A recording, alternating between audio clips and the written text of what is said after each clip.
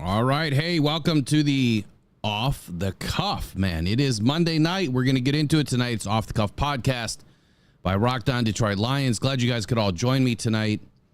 Do me a favor. Just let me know in the chat that you guys can hear me okay. We had an audio issue this morning. Go figure. It's Monday. So I just want to make sure the audio is back to where it should be. It should be there. I just don't want to be too loud. But anyway, tonight, we've got a packed roster. Calvin Johnson, welcome to the Pride. I mean, you've always been there, but I was going to do a video earlier today, and I figured, you know what a better way to just cover it tonight. So we'll cover that tonight. And then Jameson Williams. Now, just one of the guys, right? He's starting to become just one of the guys, and I want to kind of dip back a little bit. We'll join the go back machine or the way back machine, whatever they call it. And let's wind back to last year and talk about Jameson Williams then and now. And then, of course, we got some mailbag questions. So great questions this week. One, how deep are the Lions if St. Brown is out? This is a spectacular question. One that we're going to cover tonight. I think it makes sense with what we're talking about. All receivers tonight. Calvin Johnson, Jameson Williams. How deep is this wide receiver room, or are they not?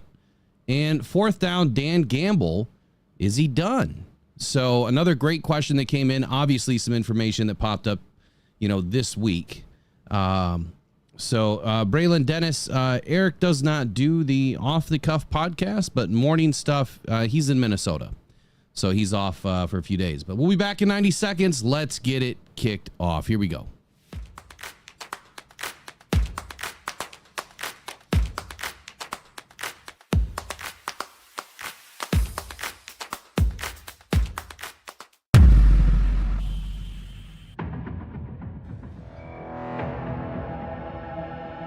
Schefter at ESPN says there's 275,000 people. Well, that was some party in downtown Detroit. 775,000 people, shattering the NFL draft attendance record.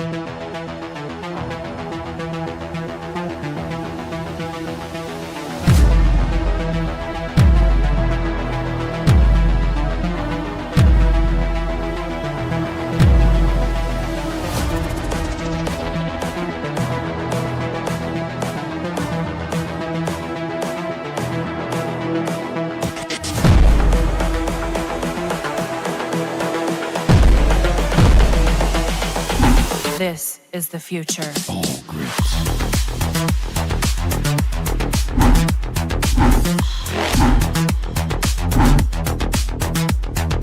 Evolution.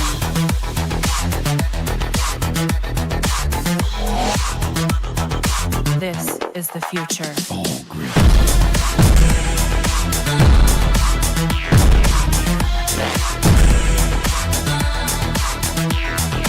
Evolution.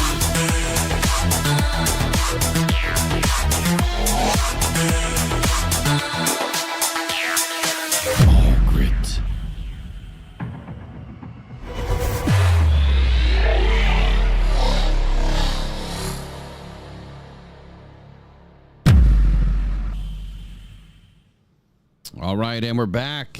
Appreciate again you guys all joining me tonight. It is Off the Cuff by Rocked On Detroit Lions, part of the Rocked On Podcast Network. If you guys want to start your own podcast and you want to get into the game, give me a shot at helping you out, just email me at, you can do the mailbag at rockedon.com. If you want to start your own podcast, does not even have to be sports related. We want to help you guys get going. Shoot me an email. We are part of the one-to-one podcasting coaching. It is a new coaching segment that is going to be starting here in August. So one-to-one coaching is going to be going live, helping people out. And I want to be that bridge to kind of help new podcasters get started. But without further ado, let's get to our roster. So let's start it off with Calvin Johnson. And one thing before I get going, we've got a test tonight. So if anybody wants to call in, I did text Chef to see if he wants to call in when we're talking about JMO, because he's a JMO lover. So that'd be a great segment for him. But if you guys are ready to start calling in, then we're going to do some call-ins tonight. Once we kind of get through some of these topics, or maybe at the end of some of these topics, and give you guys an opportunity to call in. Let's test the new line. I got two lines. One that I got is wrong. The other one seems to be right. So we'll see if it works. I'll let you guys know. And of course, we'll put the phone number up on the screen here or up in the chat. Lock it in your phones. That is the phone number for the show. 313-312-0348. Lock it in your phones. Program us in there. So anytime you hear us live after a game, you're driving home or whatever, you're at your buddy's house, you're watching the game and you want to pop in the live reaction shows, that's the number to call. Absolutely. So let's get going. Let's start talking about Calvin Johnson here. Super proud of this. This is a great moment for Detroit. The Lions organization has done a lot to really help repair this relationship. There was a rift between Johnson and the Lions organization after the team had asked Johnson to repay what was $1.6 million of the signing bonus that he had been given at the start of his last contract. Now, after he retired, following what was the 2015 season, the Lions felt like they were owed $1.6 million from Johnson. And that's what started the rift. It was kind of a bad publicity move. I mean, really bad publicity move. I mean, but I guess at the same time, to be impartial here, a contract is a contract is a contract. I mean, if he didn't fulfill his contract obligations, I could understand the pessimistic side to this, that, okay, you owe us the money. But on the flip side, like, man, everything he just did for that city, for that team, you're worried about $1.6 million. He could bring you way more than that, 10 times that over every year, just by having him in the house, just by having him go into a few events. He could make you that kind of money. So it was a bad move, bad look on Detroit's part. So they've kind of worked out the relationship since then.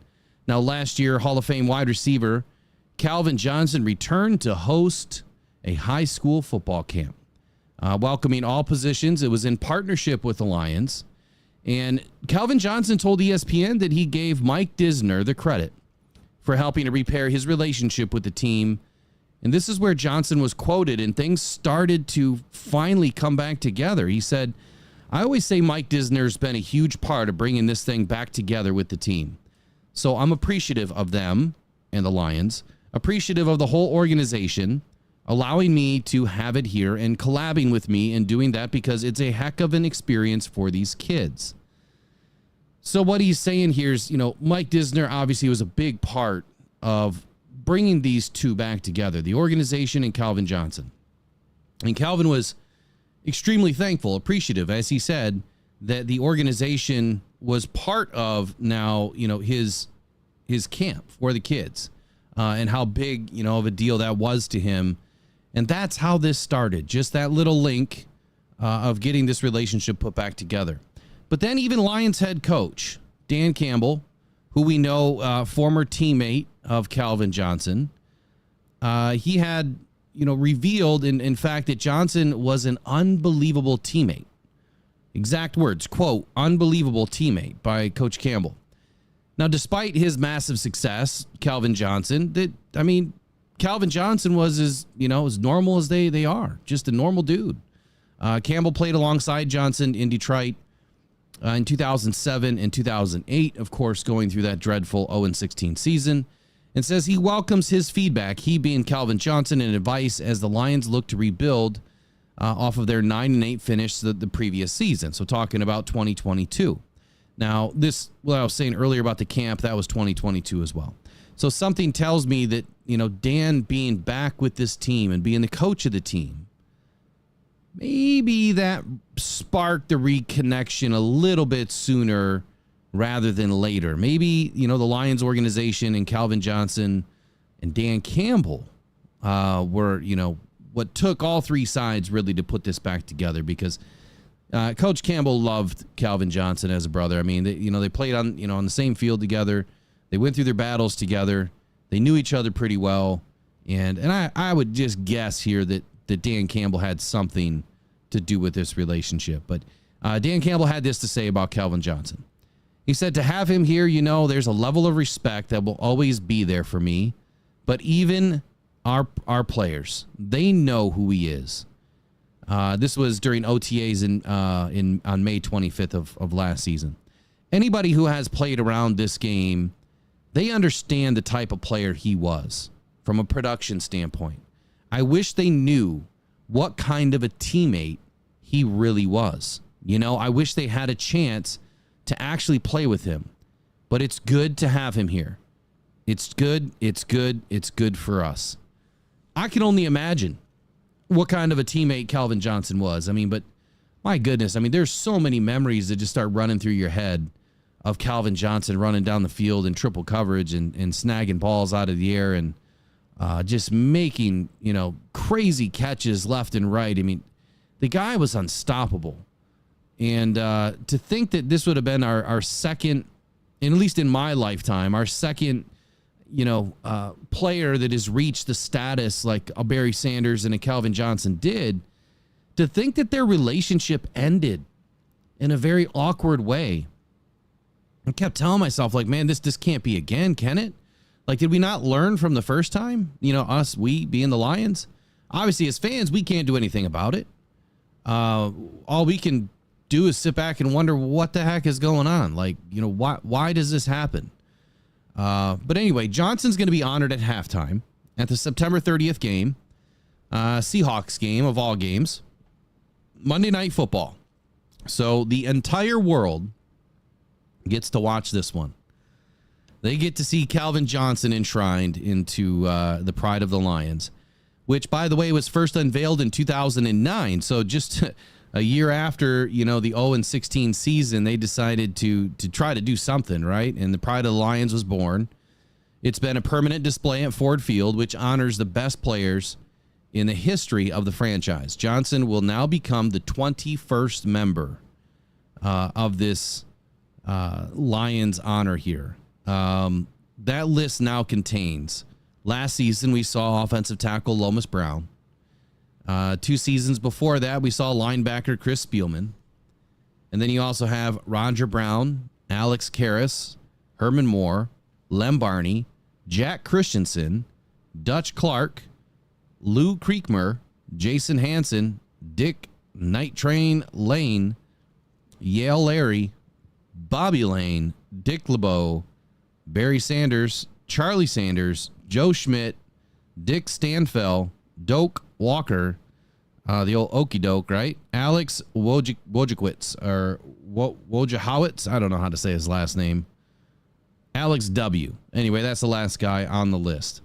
So Johnson told the Up and Adams show with Kay Adams that Monday's surprise announcement was a tearjerker. And this is what he had to say. I didn't see it coming. I wasn't expecting it. It is just an honor to be celebrated by my peers and by the city of Detroit. So whether it was injuries, like the physical wear and tear, team performance, or the quality of the team, or the lack of the quality, or just personal fulfillment, life choices, whatever it was, Johnson retired early. And I believe that really soured the fans at a time too, and the organization obviously was clearly not having the best stretch here. Calvin Johnson retires, hangs it up abruptly, and 0-16 season. Things are just not going well. This, to bring it all back together, kind of full circle, you have all the, players are back together again. It's like getting the band back together again. This is what this team needed. And I think now we can finally take those steps and go forward into what should be a Super Bowl run this year. Let's just not, all kidding aside here, we'll put reporting aside or journalism aside, put the fan first. This should be a Super Bowl run type of season. It should be. I'm not going to say it's end all be all, or it has to be, or it's anything but it should be. It should be. So Rod Wood was also quoted as saying that we are thrilled to add Calvin Johnson to the pride of the Lions. His commitment on the field and to the city of Detroit are legendary. And this is a well-deserved honor. We are proud that he will be forever memorialized inside Ford Field and as a Detroit Lion. I hope I get a chance to see him down in Cleveland. So I'll be at the Hall of Fame induction with the other PFUFA members invited this year. And I'm excited. I'm thankful that I'm invited this year to be part of the Hall of Fame ceremonies and all the activities that, we'll be doing that week and the charity events that we'll be involved in, which to me is the most important thing. Maybe we'll get a chance, to meet and speak with, some of the players that are going to be down there. And not sure if Calvin Johnson will be down there or not, but we'll see once we get there. So be that as it may, Johnson still inducted to the Pro Football Hall of Fame, right? In 2021, he holds the Lions franchise record for receptions, 731, receiving yards, 11,619, and touchdown catches, 83. Johnson was also selected to 6 Pro Bowls and 3 first-team All-Pro squads in his 9-season career. He also holds the NFL's single season receiving yards record from 2012 with 1,964 yards. Here is a glimpse at Calvin Johnson Jr.'s career highlights. Selected by the Lions with the 2nd overall pick in 2007 out of Georgia Tech, he started in 130 of 135 games for the Lions over a 9-season career. Detroit's franchise leader in career receptions, receiving yards, and receiving touchdowns. He was inducted into the Pro Football Hall of Fame in 2021. He became the 7th wide receiver in NFL history and the 2nd player in Lions history to be named a first ballot inductee. That's just how special of a player this guy was. He was selected to the NFL's 2010 All-Decades team. He was selected to 6 Pro Bowls. He was named to 3 first-team All-Pros, 2011, 12, and 13, and 1 second-team All-Pro in 2010. He owns the NFL single-season receiving yardage record, which I already mentioned, from 2012. He led the NFL in receiving yards in 2011 and 2012. He led the NFL in receptions in 2012, and he led the NFL in receiving touchdowns in 2008 with a baker's dozen. Or I'm sorry, a dozen, not a baker's dozen. So quite the career, just a small glimpse of what Calvin Johnson has done on the field. He's done so much off the field.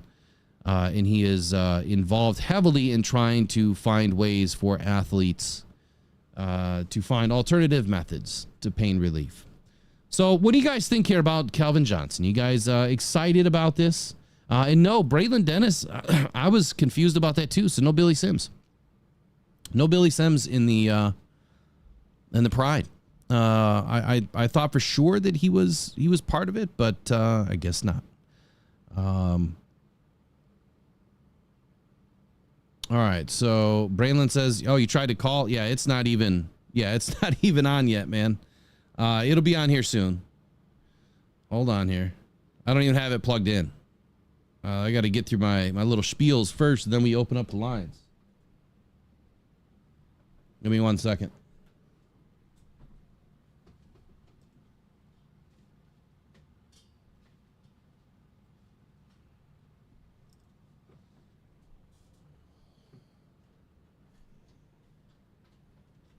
That was quick, Braylon. Already wanting to call in. Let me get through the JMO stuff, and then we'll have you guys call in. I got to plug this phone in. Give me 1 second. We'll check out some sponsors for 45 seconds. Give me 1 second.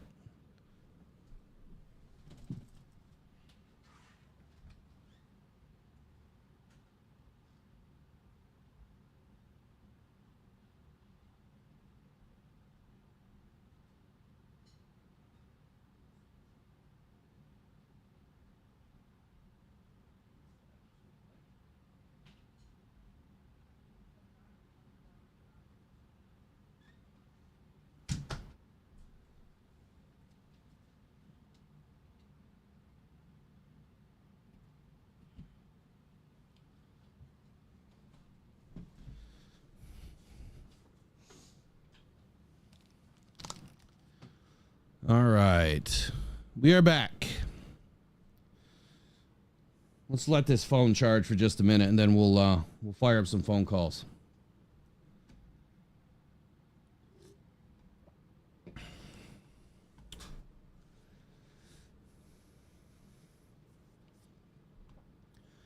Take a look here at the chat. Let's see what we got in tonight. So Tracy's in the house, of course. We got Rick. 9 drinks. Chef Talks Lions. We've got Dennis Tidix, Salty Pork Chops. Braylon Dennis, of course. We've got J-Rod, Shane Smith. Got the usual crew. The usual loyalty crews in the house. It's a light night tonight. Shane Smith, Braylon Dennis, Chef Talks Lions, J-Rod. Any questions in here? Yeah, big congrats to Megatron, Tracy. I'm loving it, man. It's a long time coming. Matter of fact, my thumbnail said something like it's about time. And I was going to throw a little Bruno Mars on there, you know, just to be kind of funny. But yeah, it's about time. It's about time. I'm glad to see the Lions doing good things. You know, I think that this, we got Brent Lighton in the house too. I think that it's finally showing that the Lions are able to put together not only a good team, but a winning tradition. You know, when you start to amass the relationships that the Lions have with these players now and start to build this camaraderie from within, that only excites other players, one, either to come to your team, to be part of that camaraderie and that chemistry and, you know, all of the good things that the Lions are trying to highlight right now about their players and their team.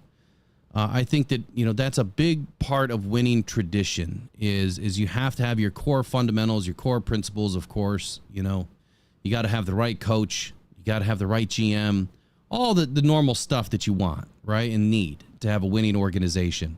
But I think the little things, you know, like highlighting players like this and, you know, reaching out to the community and doing, community funded events or community events where you're, doing drives for the community or just doing something, you know, for the city of Detroit. The little things is what matters most. And the little things is, I believe, what matters to players too. You know, they want to feel like they've done something for you. You know, they've put it all out there on the line. They want to feel and know that you cared about them. And I think that was probably the speaking, you know, for Calvin, which I shouldn't do, but that was probably something that maybe didn't sit well with him is after everything he did, you know, maybe he felt slighted that, maybe they just didn't, think I did enough for him. I don't know. I think he did. I think he had a phenomenal career. Super excited to watch him. That was probably some of the best games that I ever watched with my children. I mean, there's so many moments where you're driving, you know, the kids home or whatever, and, you know, being in a split parental situation, you know, you got to bring them back early and the game's still going on. The Lions are in overtime and you got to pull over because the Lions they're driving down the field. There goes Matt Stafford in the fourth quarter. And then your car erupts because Calvin Johnson caught a game-winning touchdown in the final seconds or whatever. You know, Matthew Stafford, you know, jumps over the Dallas offensive line. Whatever it is, you know, the fake spike. There are so many great games, so many memories of Calvin Johnson that there's no reason in the world why you should ever have a damaged relationship with somebody that has done so much. He made so much money for that team as well. I mean, let's just be serious here for a minute. He made a ton of money. Probably the only reason why fans still came to games was to watch Calvin Johnson. I mean, let's just be real. Who else are you going to go watch? Matt Stafford is Matt Stafford, but you weren't going there to watch the running game because we didn't have one. You went there to watch Calvin Johnson and the air attack that they had. So, J-Rod, man, you are on a tear this week with that shrubs, you know. Should probably be careful with the shrubbage.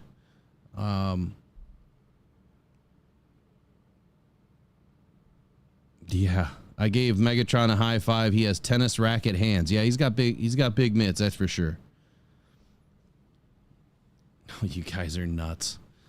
So let's talk about Jameson Williams and let's get things rolling here on good old JMO. So bust or breakout? That is the question. Is it bust or breakout? So Jameson Williams is just kind of one of the guys now, or at least so we think he is. We think that he's getting to a point where, maybe now Jameson can slide into that number 2 role.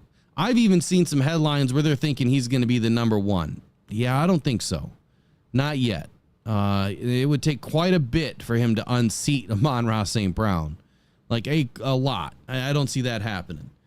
But anyway, sliding into this number 2 role in 2024 is something that will have a lot more impact and meaning as the season wears on than I think some of us have really come to realize.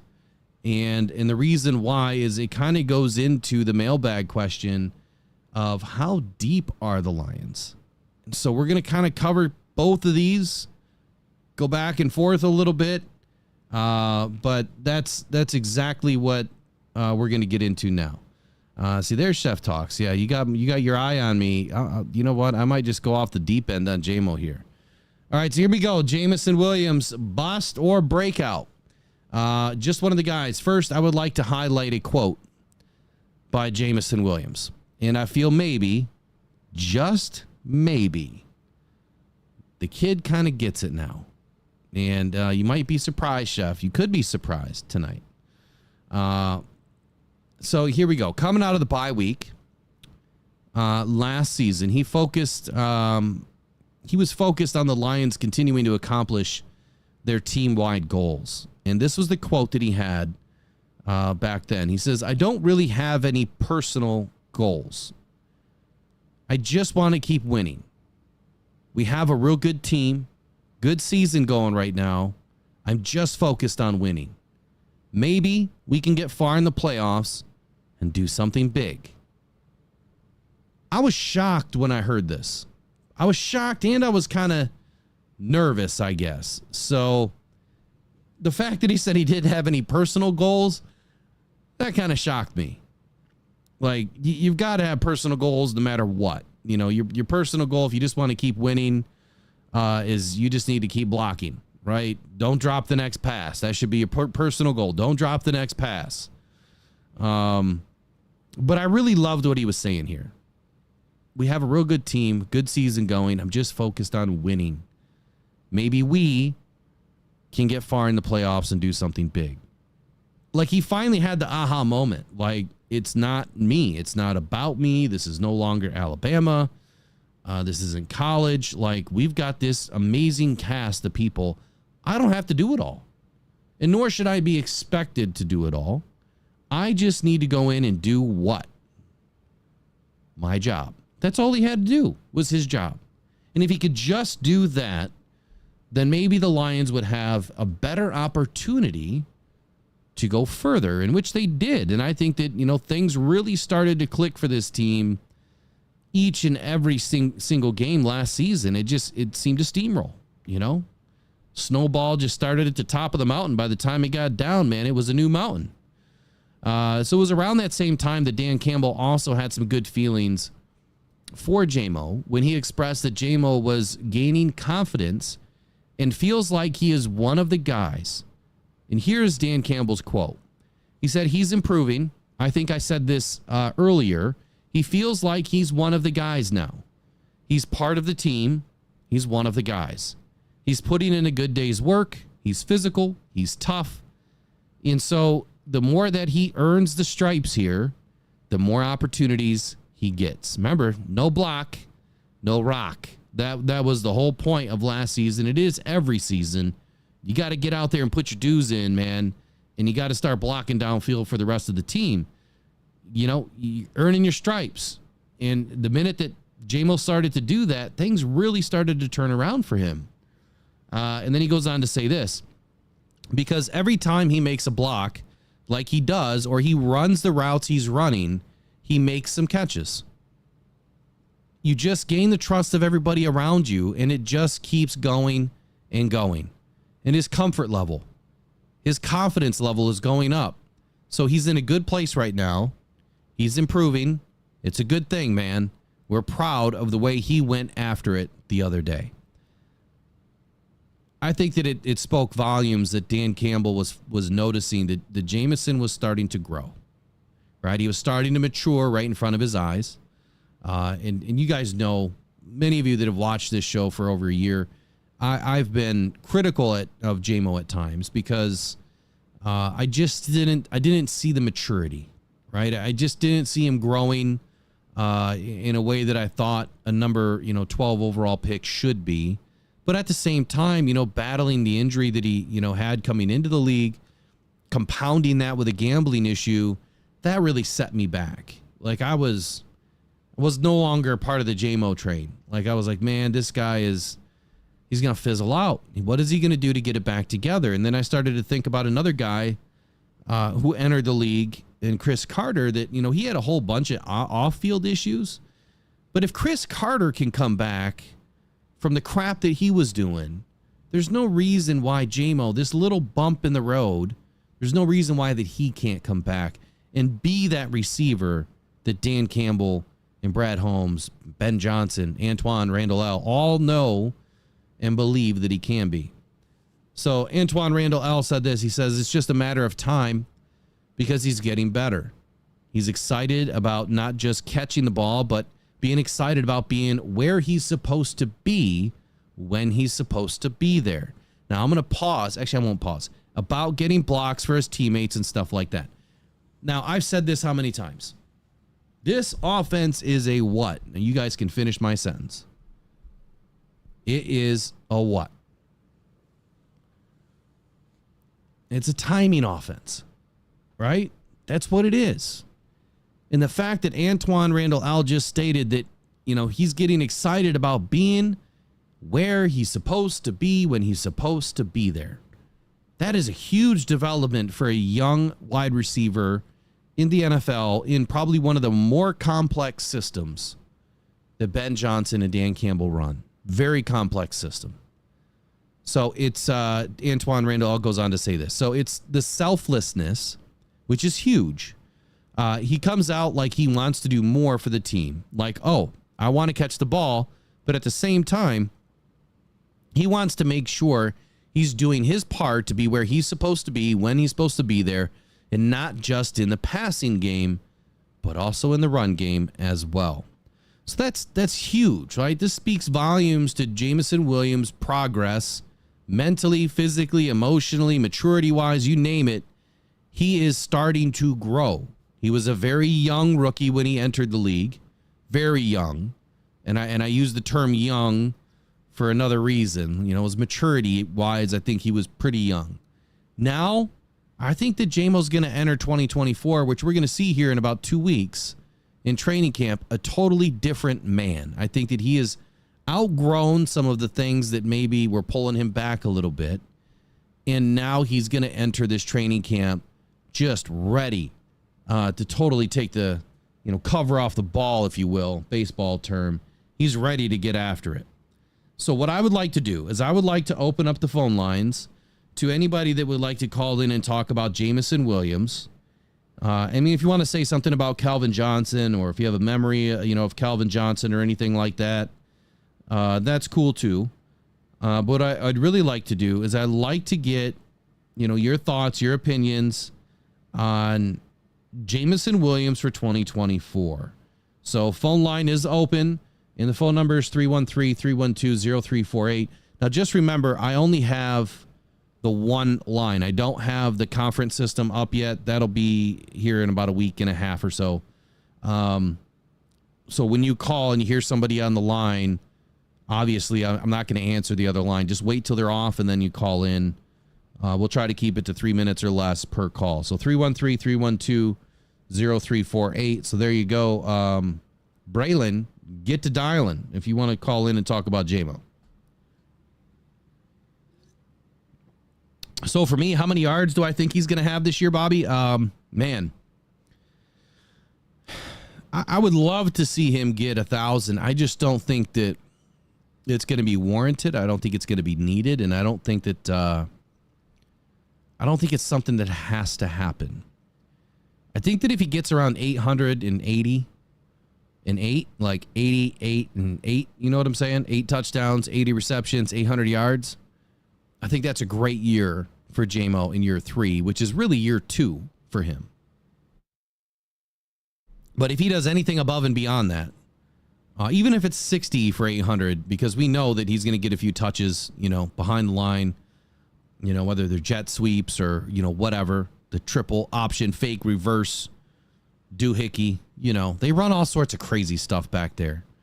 What I really want to see is, you guys remember that play? Man, it was the Matt Stafford to, was it Golden Tate? And I don't know if Goff has run it, but it's where you get a wide receiver in motion. This is why I need the whiteboard up. You get the wide receiver in motion, and then they hike it, and he just kind of taps it to the receiver. You know what I'm saying? He just tapped it. It was almost like a shovel pass, but he just tapped it to the receiver, and the receiver took off with it around the end. I would love to see that play with the Jameson Williams because he's way too fast. All right, well, while I don't hear the phone ringing, I'm going to go ahead and keep moving on here. So, Bobby Stark, to answer your question, I think 880-8 is a great season for JMO. I don't think it's too much, but to Brent Lighton's 70 catches and 1,500 yards, yeah, I'd be careful with what type of cabbage you're rolling right now. I think you've had too much cabbage in your diet today. Might have some toxins in it. I would love to see JMO do it. No, I'm just kidding. Just having fun here. All right, so Jameson Williams, NFL career recap right now. Rookie season, 2022. Jameson Williams was drafted by the Detroit Lions in the first round of 2022's NFL draft. Now, we all know that his rookie season was derailed, right? It was marked by limited participation due to an ACL injury sustained in the final season of college at Alabama. Now, he only played in 6 games. He recorded a single reception for 41 yards and a TD. This brief appearance really showcased his potential, but his overall impact was extremely limited and minimal due to the injury and the time needed for recovery. And I think that the bigger thing here that's not being said or maybe not understood is the continuity level between him and Jameson Williams just wasn't there. They didn't have a relationship off the field or on the field. They don't have it. You have to go through a full season, off season, training camp with your quarterback to earn the trust that you're not going to freelance. You're not the freelance JMO, right? You're going to do what you're supposed to do, JMO, and follow the system.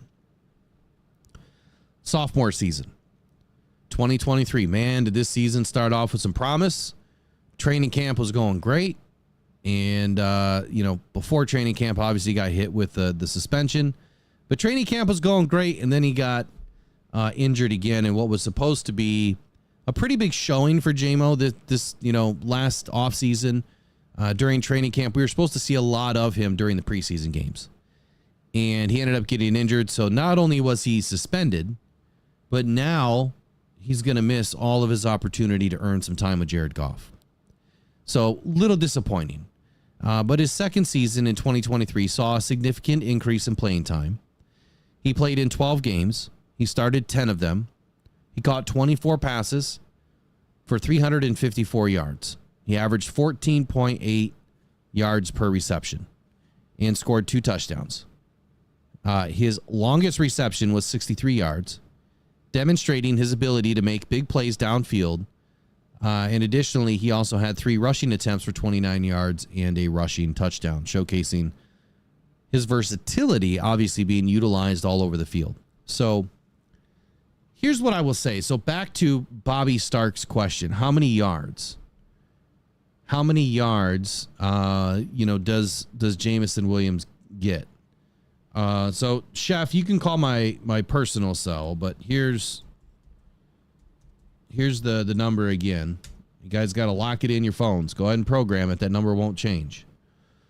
So to answer the question again, if we look at, what Jameson did last year, so over the course of 12 games, only 200 or 354 yards. All right, we got a caller. I'll be right back.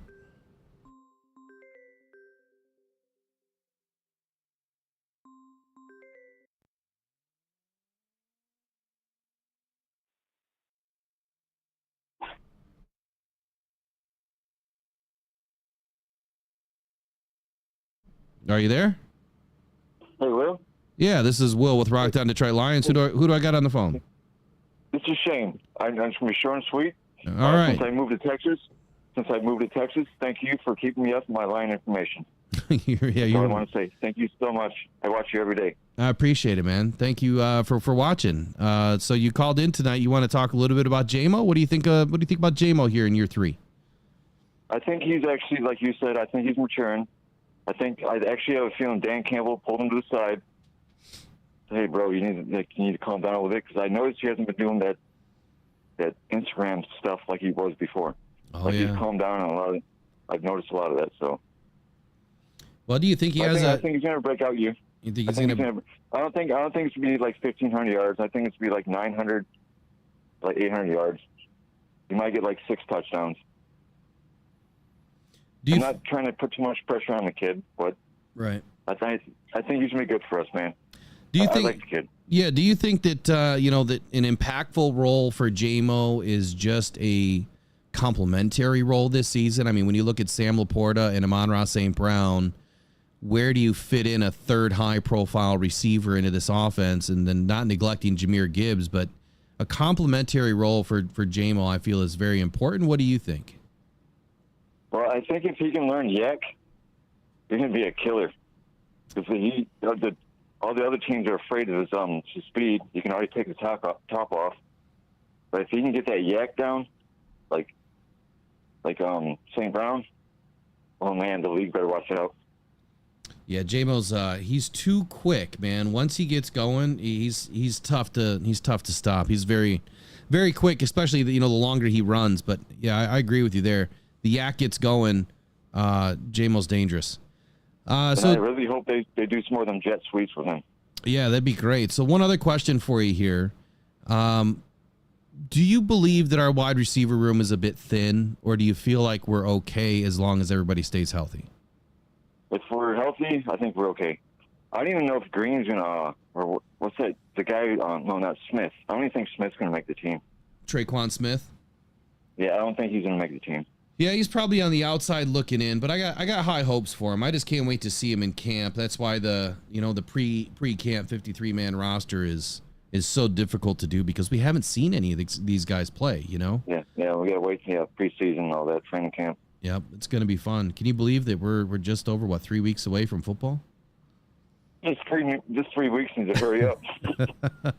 I agree. Well, hey, Shane, I appreciate you watching and calling into the show tonight, testing the new line. So I appreciate that. Hey, thanks for keeping me informed. Like I said, I moved to Texas like 10 years ago. I'm still a diehard Lions fan. That's my number one team. Man, I don't care. Only 16, I don't care. I watch them. You're in the heart of Cowboys country. I tell you what.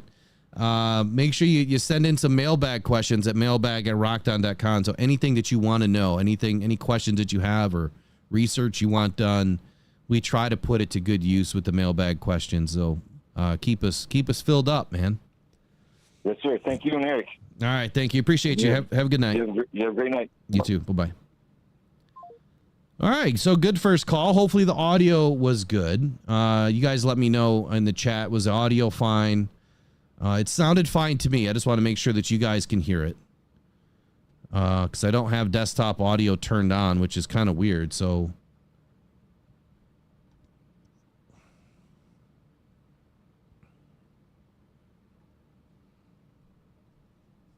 let me know if you guys could hear the caller so I can make an adjustment real quick.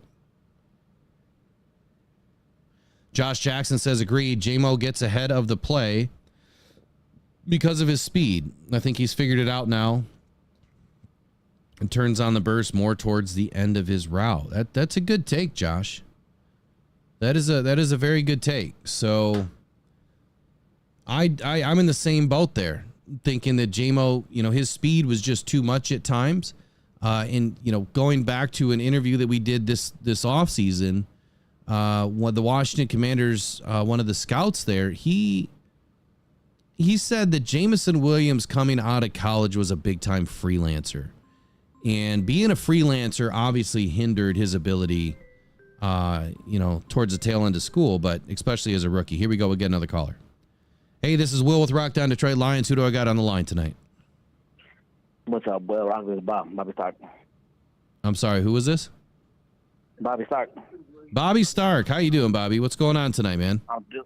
I'm doing good, bro. How you doing? I'm doing great. So talk to me about J-Mo, man. You think J-Mo's going to have a very impactful season this year? Would you say 1,000 all-purpose yards would be like a breakout season? I think like, that. Could you see him do like 800 yards and then maybe like 200, all-purpose yards on maybe like some jet sweeps or something? Yeah. No, I agree with all that, man. I think that 1,000 yards AP would be a great season for J-Mo. It definitely would not be a letdown. I'll tell you that.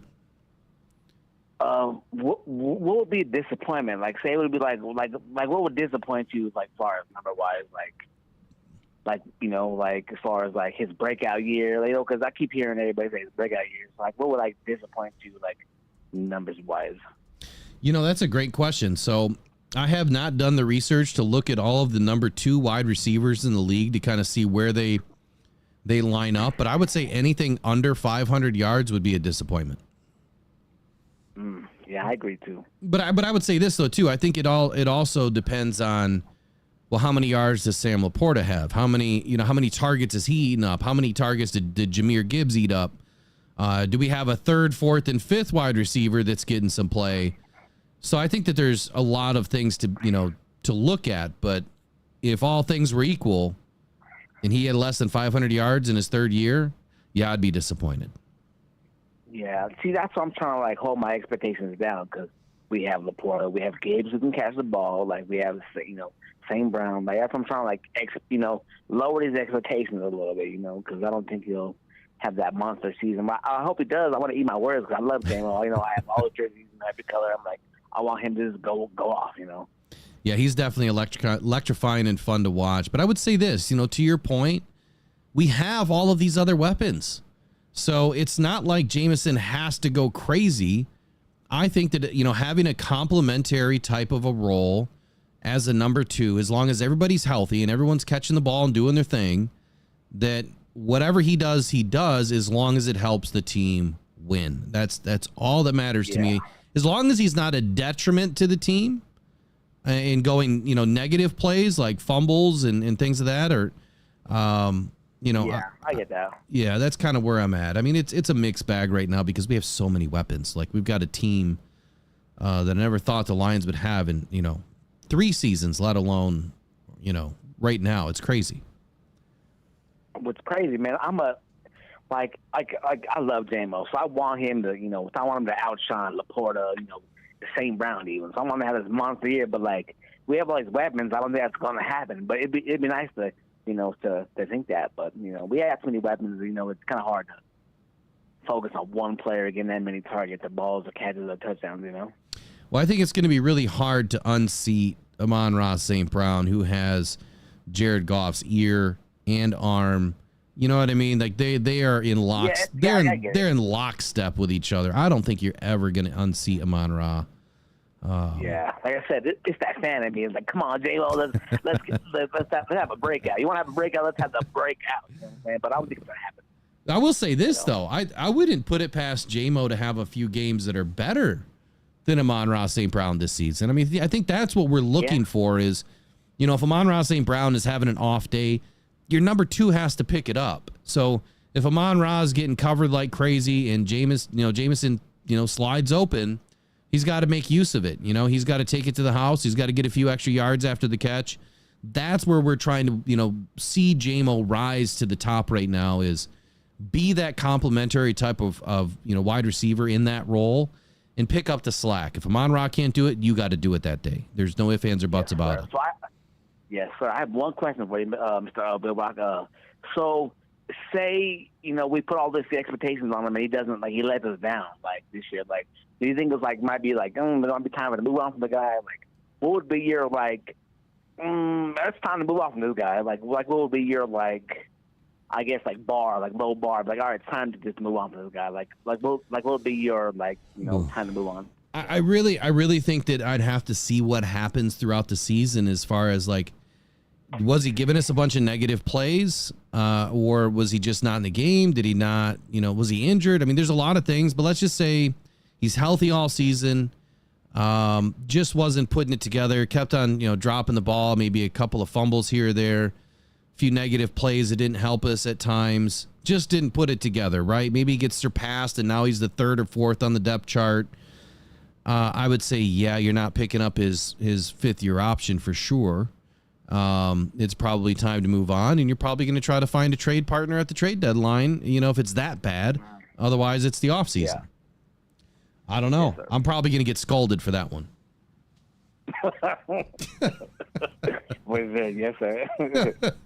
So thanks for bringing that out, because everyone else that calls right now is probably going to light me up. But if not, I'll call back, and I'll call back and let you. All right, Bobby. Thanks for calling, man. Have a good night. You too, brother. Bye-bye. All right, see you.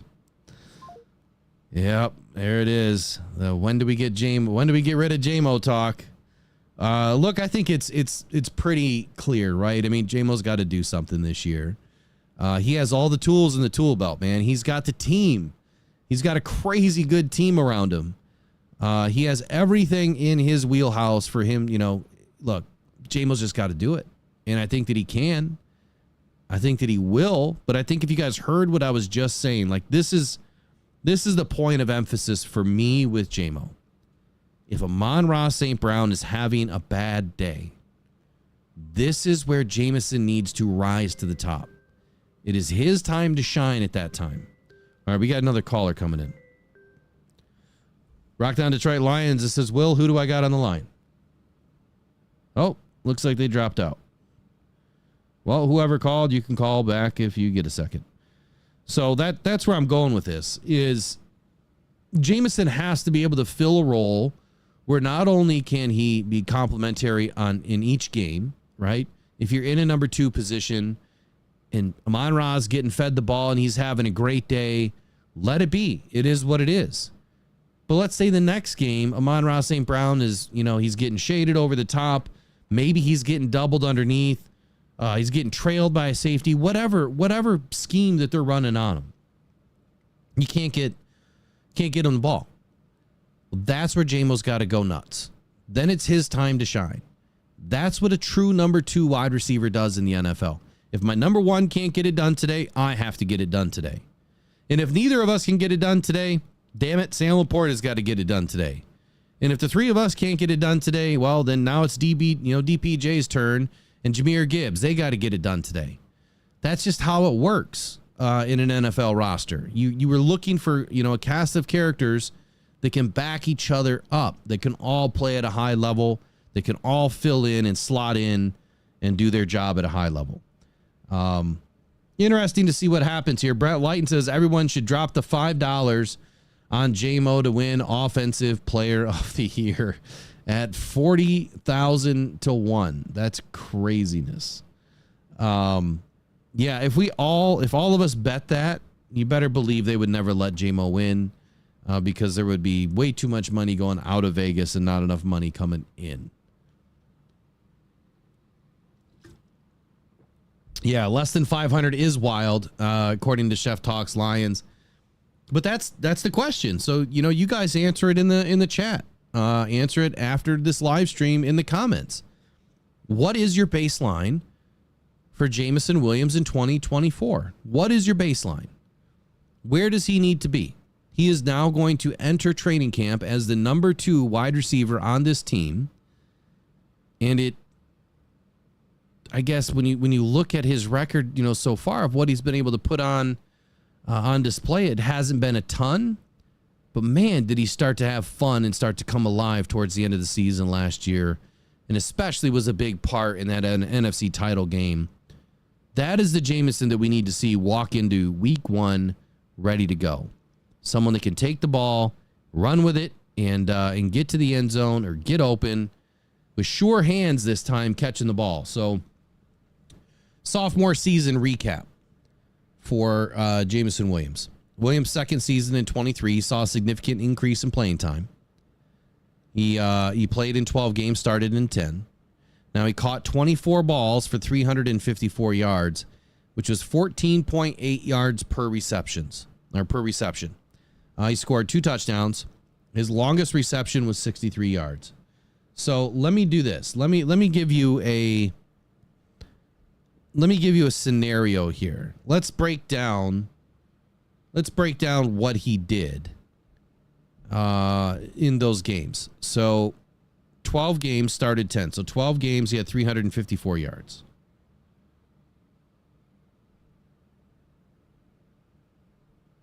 Games, he had 354 yards. So he only averaged 29.5 yards per game. Now, if he would have played all 17 games, that's 501.5 yards. So that's why I said that 500 would be a problem for me. It just would. He's got to have more than 500 yards this year. Now, catch-wise, he basically had 2 catches a game on average. So that would put him at 34 catches on the season. And 501 yards based on last year's numbers. He probably would have ended up with 3 touchdowns. That's just not enough. So I think if you look at the baseline for J-Mo, here's my baseline. 800 yards, 80 catches, 8 touchdowns, 200 yards on the ground, or in any other significant manner. But here's another question for you. How thin are we in this wide receiver room? And that's, on our roster tonight. So let me get that question pulled up. This is a mailbag question. How deep are the Lions if St. Brown is out? So are you not worried based on what J-Mo did last year? Now, this is a new year. I get it. But what he did last year, if that's what we get again this year, I would say that our wide receiver room is in severe trouble. And St. Brown went out last year. He went out at least one game. So if we do not have St. Brown in the game, you're asking Laporta to step up. You're asking Jahmyr Gibbs to step up, David Montgomery to step up, DPJ, it takes everybody. It takes a whole village to make up for what Amon-Ra St. Brown does on the field. And that's what I'm worried about is we don't have, I'd have to say, I don't have the stomach for Jameson right now. Like, I just don't. I don't know if he's able to take over a game and be dependable. Is it going to be too much for him?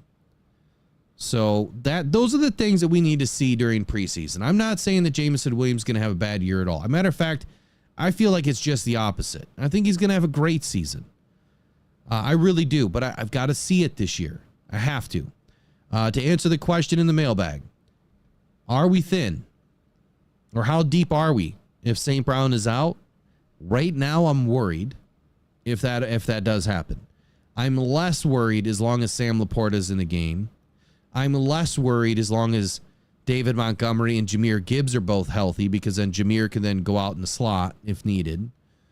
I'm less worried if Khalif Raymond is in the game.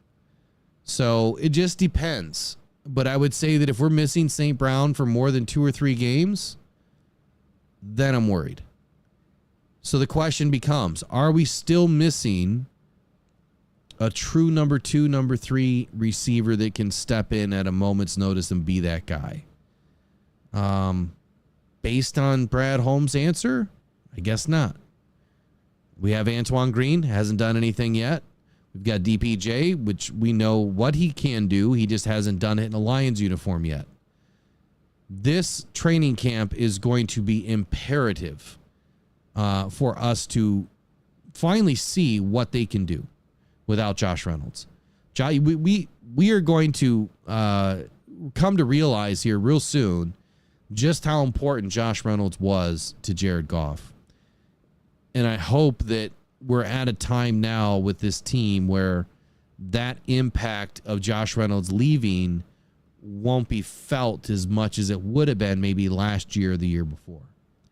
So it'd be interesting to see. According to the chat here, Hostage says 90 receptions, 912 yards, 5 TDs. That's your baseline for, is that your baseline for Jameson Williams? Yeah. Okay. It is.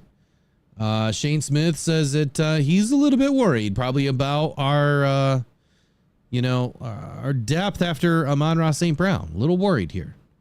And Salty Pork Chop says, I see some people that have Amon-Ra St. Brown with 1,500 yards JMO 1,000, Laporta 1,000, DPJ 500, Gibbs 1,000. So essentially, Goff throws for 7,000 yards. Calm down.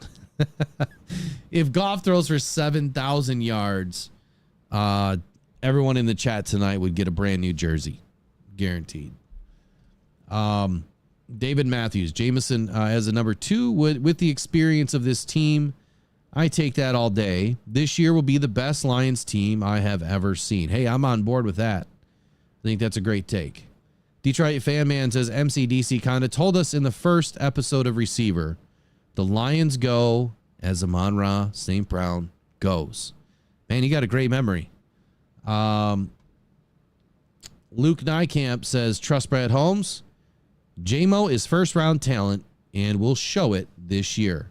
Thanks, Luke, for dropping in the chat tonight. Haven't seen you in. Welcome to Rock Down Detroit Lions off the cuff tonight. Appreciate you. If you haven't subscribed, please consider subscribing to the channel. And if you'd like to call in, phone lines are open for another few minutes here. 313-312-0348. If you'd like to share your thoughts on Amon-Ra St. Brown, Jameson Williams, or anything about the Detroit Lions, feel free.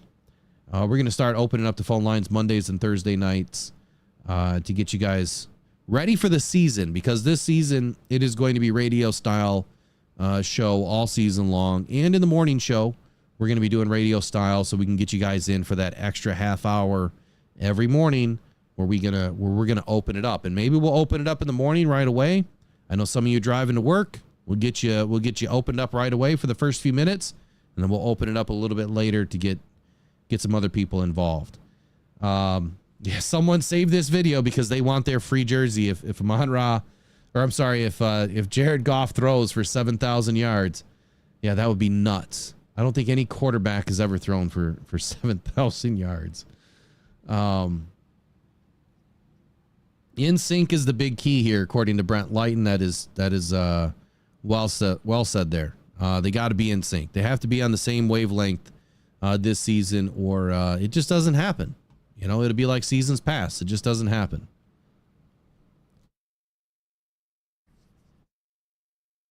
Last topic here. I know I'm running a little over, but last topic. So fourth down Dan. Is Dan Campbell, fourth down Dan Campbell done? That's the question. Is fourth down Dan Campbell done? Now, since Dan Campbell took over as head coach of the Detroit Lions in 2021, the team has become the most aggressive team in the NFL, especially regarding the fourth down attempts. Now, the Lions have gone for it on fourth down 123 times, leading the league during this period of 2021 to 2024, entering his fourth season as the head coach. Now, Dan Campbell's aggressive approach has yielded mixed results and mixed reviews by many people in this chat right now on this show, listening and watching from afar. Every single one of us has had a different take on fourth down Dan. Is he doing it right? Is he too aggressive? Balls of steel. Could do it more. Maybe should do it less. You name it. All those takes are all over the place. He's got a conversion rate, though, of 52.8%. Let me say that again. 123 attempts, the most in the NFL. In that span since 2021, he has made it 52.8%. So then the question becomes, now that you have Jake Bates, potentially, as your starting kicker that can boom it from what we've seen, 70 yards, but 60 comfortably, does that change the Dan Campbell of old into the Dan Campbell of new, where maybe he just has... hold on a second. Maybe he just doesn't need to, go for it as often as he did before. Hold on one second, guys.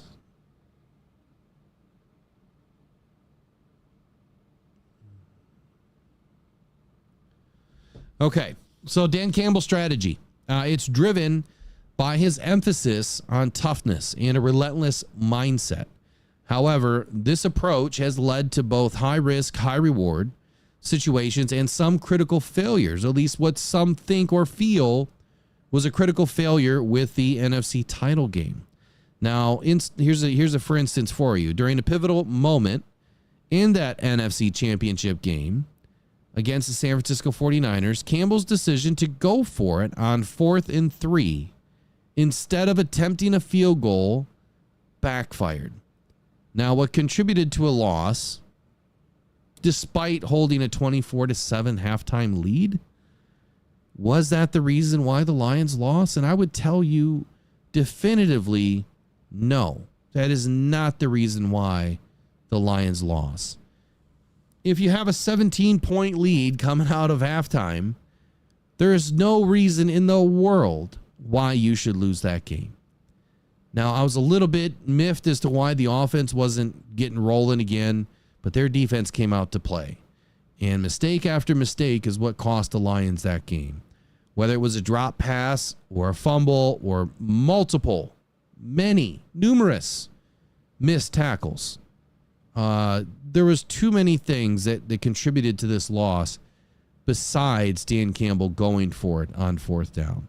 Now, this aggressive philosophy really aligns with Dan Campbell's belief in maximizing offensive opportunities, but it also highlights the fine line between bold decision-making and what some believe is recklessness. Now, the Lions' frequent 4th down attempts underscore their commitment to an aggressive style, with which has really become a defining characteristic of Dan Campbell, his coaching style, and throughout his tenure as a head coach for the Detroit Lions, just what he likes to do. Now, I don't believe that 4th down Dan goes away. Matter of fact, I don't believe that to be the case one bit. I think that Dan is going to stick to who he is, and that is when he knows his team and the team trusts him. And they've said that. Amon-Ra St. Brown said as much in the Netflix Receiver one of the episodes, that they're there for their coach. They trust in their coach. They know what their coach wants done, and they're going to go try to get it done. They've accomplished 52.8% of their tries on 4th down, which I might add might be better than your league average at field goals beyond 55 yards. Now, I don't know the math for sure, but I'm sure I could find it. I do know this, that in the NFC title game, and I did all the math before, we talked about it in other shows. If I would go back on memory and talk about what happened there in that game, the first non-attempt where they went for it, early in the game, there was no reason. I want to say it was like a 50, what was it, like a 47 or 48 yard field goal there, in the 4th quarter.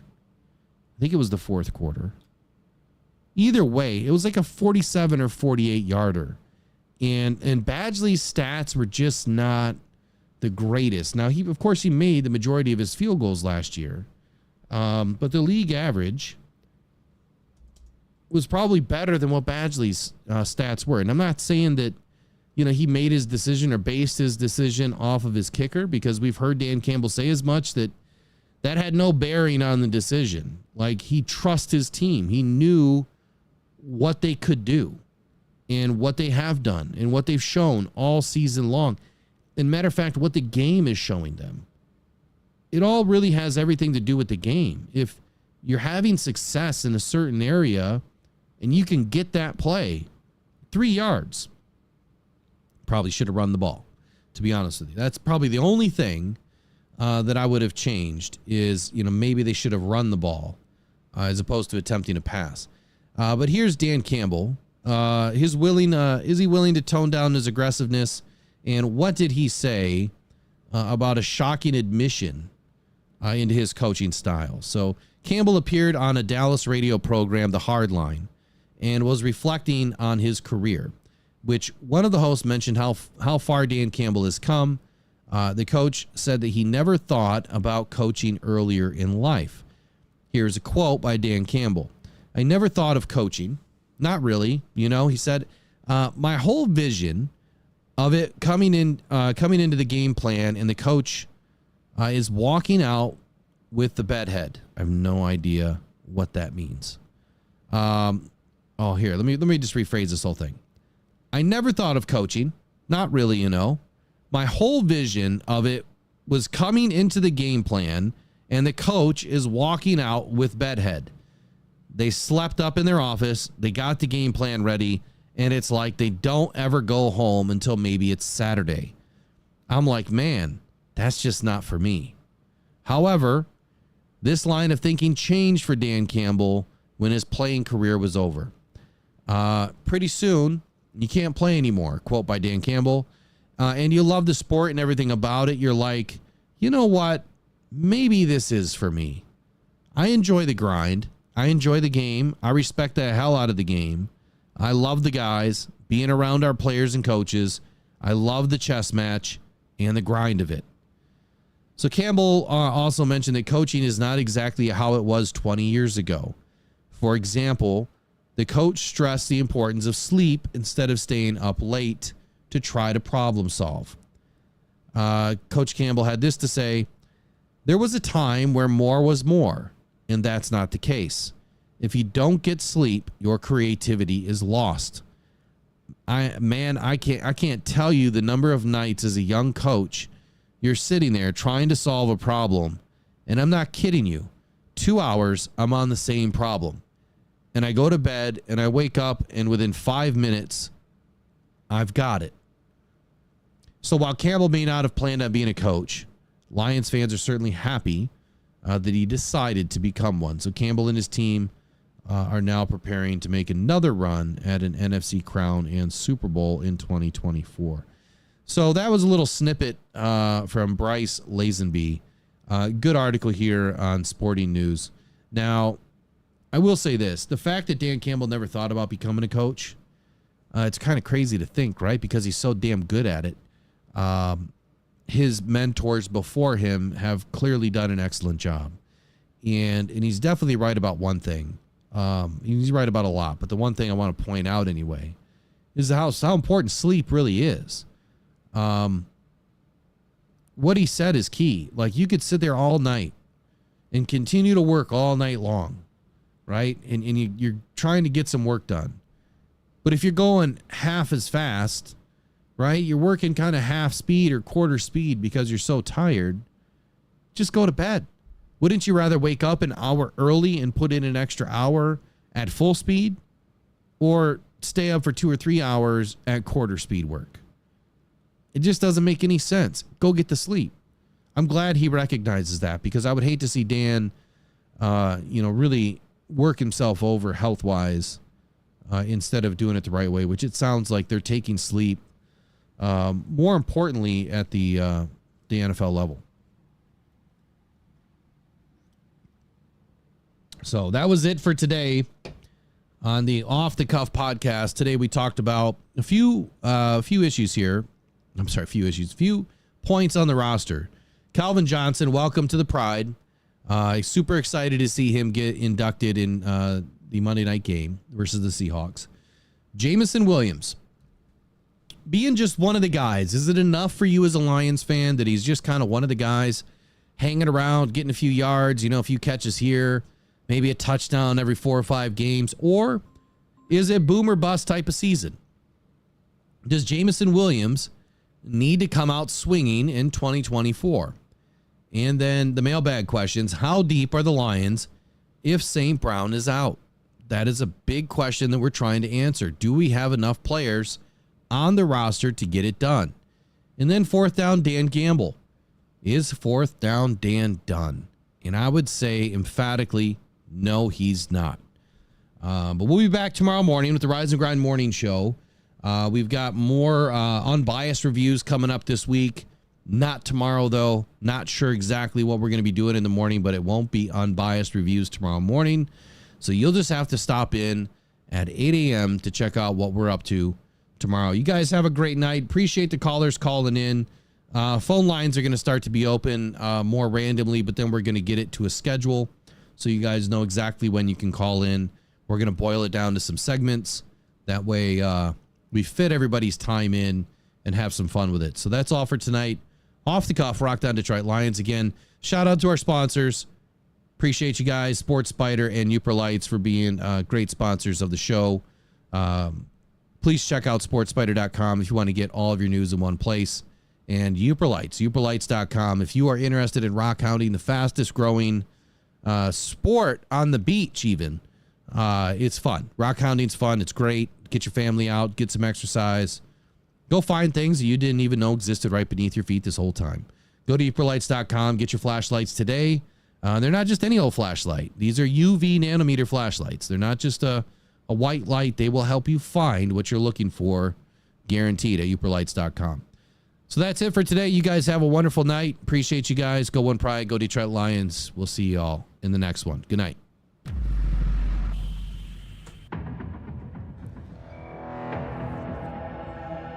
Adam Schefter at ESPN says there's 275,000 people. Well, that was some party in downtown Detroit. 775,000 people, shattering the NFL draft attendance record.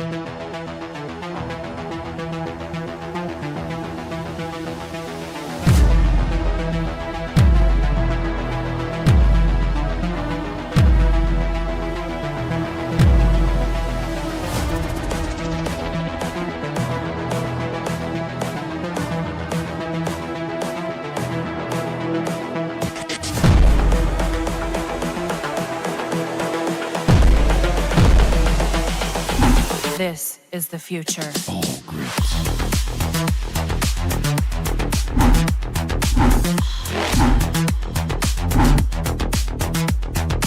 Evolution.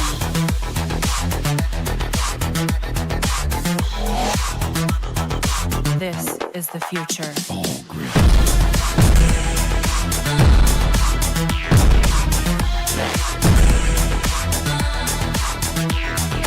Evolution.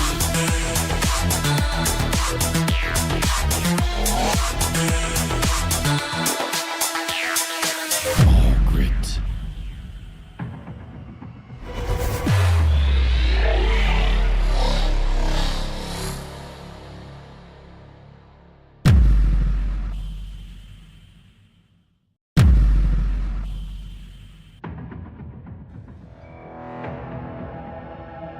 Adam Schefter at ESPN says there's 275,000 people. Well, that was some party in downtown Detroit. 775,000 people, shattering the NFL draft attendance record.